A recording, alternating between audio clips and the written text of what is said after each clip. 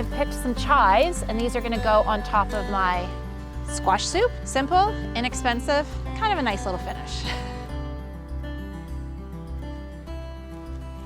This Thanksgiving, we did a roasted squash soup. You can do a miso, nut bar style miso soup for a little bit of healthy kick. After it's roasted, cook it in a pot with your onions and chicken stock. Give it a puree, and voila. Squash soup for the family.